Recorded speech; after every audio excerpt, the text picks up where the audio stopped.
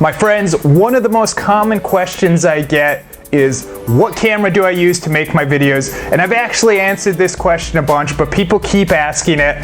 But I'm gonna do an updated video because I added a new camera to my arsenal, so I'll talk about that. I'm gonna keep this video about vlogging, that vlogging style that's so popular right now of people going out into the world and shooting themselves. And I've been doing that myself for almost 2 years. Before that, I used to do much more structured videos, but I'd been interested in that because I saw a few people do it. And then I had a meeting with Canon and they showed me this.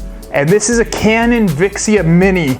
And at first, I didn't really like it, but once I started playing with it, I fell in love with it. And this became the camera that I use more than any other camera. And because of this, I started my own vlog series. This is a camera that's designed specifically for vlogging.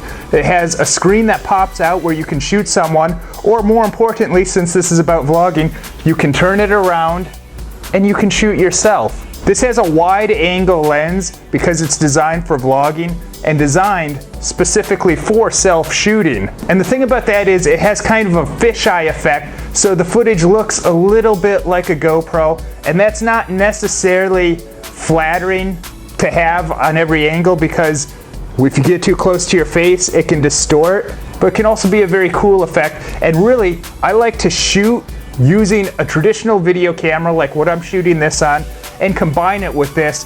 But even just shooting with this, I've shot so many videos that have come out so good. And something else that you don't have to have that extreme wide angle like this on every shot. It does have a feature where you can crop in, and I'll show you what that looks like here. And this is what it looks cropped in. Looks pretty good, right? So to me, this camera has been so valuable, and I've created so many good videos with this, so many videos that have gotten lots of views, but videos that I'm very proud of. And this has just become basically my favorite camera, and I can take it with me because it's so small, it slips right into your pocket. But lately, I've added a new camera to my arsenal and to my vlogging. This is a Canon G7X, and this is a really outstanding camera. For vlogging, it has the flip-up screen, so you can frame yourself and see what you look like and know what you're shooting. And this is really an excellent camera because the quality of this is really outstanding, and that's because this has a 1-inch sensor, which means that it's going to do very high quality stuff, especially if you're shooting in low light. In low light, this thing is a monster. It's totally awesome. The other thing I like about it is, unlike this one, it has a zoom lens, so if you want to shoot other stuff, you can zoom in. And the real great thing, even if you're just vlogging, if you also like photography, the pictures that this camera takes are on the level of a DSLR. This is a much more expensive camera. This is about the most high-end compact point-and-shoot camera that you can get, but the quality is outstanding and it's totally worth it. And we'll compare the footage from the two cameras. This is a side-by-side comparison, and you can see how much wider the Vixia Mini is. Both look pretty good though. I'll compare with the cropped in. This is the Canon Vixia Mini cropped in, so you can see how it compares to the G7X. Both really excellent. Now, which camera should you get for your vlogs? This camera, what's really great about it is it gets very wide, which is, when you're self-shooting, it really comes in handy. You need something that gets really wide, especially if you want to bring in the environment around you. So I like that, and you also have the option of cropping in for a tighter look and a look that's not distorted. And one of the most important things that I think comes in handy with this camera is it doesn't look like a camera. This thing's almost a spy camera because I go around and I shoot with this and it doesn't draw attention to itself. You can shoot all the time and people have no idea you're shooting, and it's great if you want to capture friends and family and get very natural reactions with them. Now, since people won't know they're being filmed and you might be filming them, use it ethically, of course. Don't record anyone doing something that they would be embarrassed by. So those are the two main things about this that I really like: how wide it can get and just how discreet it is and how it doesn't look like a camera. This thing is basically a spy camera or a hidden camera. Now the G7X, what's great about this is that 1-inch sensor that is fantastic, especially if you're shooting in low light. This is about as good as a point and shoot camera can get with that sensor. And the other thing that's really great about it is the quality of photos, because even if you're just shooting vlogs, you might say, hey, I want to shoot a photo, or if you're also into photography, this gives you basically DSLR level quality photos. And that's very important, especially let's say you're traveling or you're on vacation, you probably want to do both photos and video. And this, compared to say a cell phone like most people use, a cell phone is not going to have a quality lens like this, and it's not going to have that sensor. And this also does have a zoom on it, so that's really great.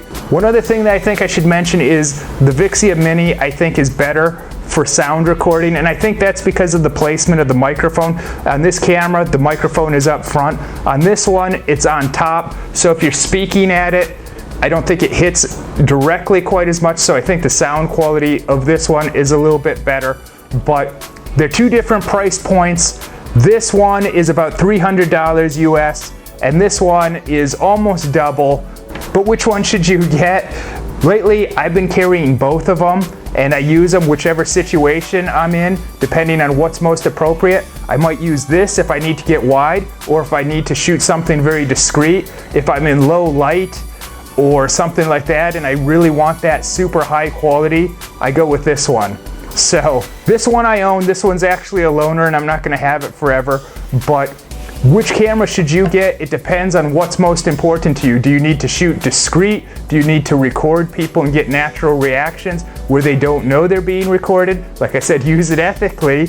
And do you need to get really wide? Because there's a lot of situations where even though this has a wide angle lens too, it doesn't get near as wide as this one. So you can't, if you're shooting yourself, you can't get in the entire environment.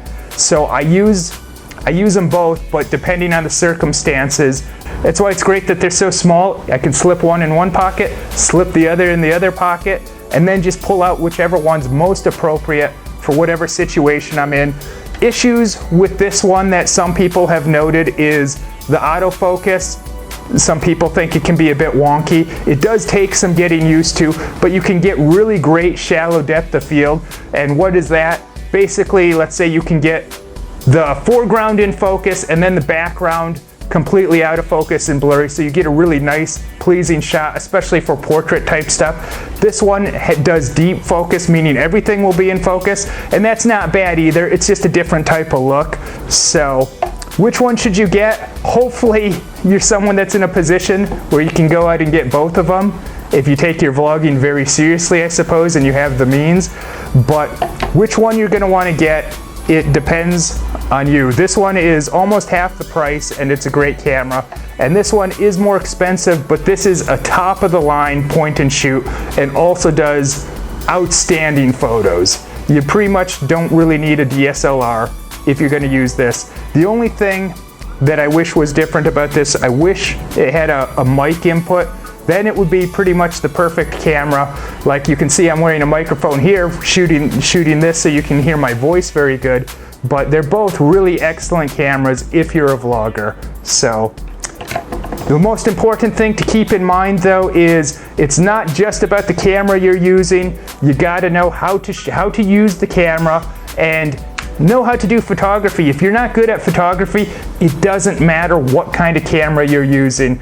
But definitely these are both a huge step up from, say, a cell phone. The other thing that you want to focus on if you're a vlogger is it's not all about the camera and how you use the camera, but you really have to use your personality. I know a guy that he shoots these vlogs on his cell phone and they look like garbage, the editing's not good, he's not a good filmmaker. However, his personality is so great and he's such a positive guy that he has a huge following and people want to watch his videos for his personality because it just makes them feel good.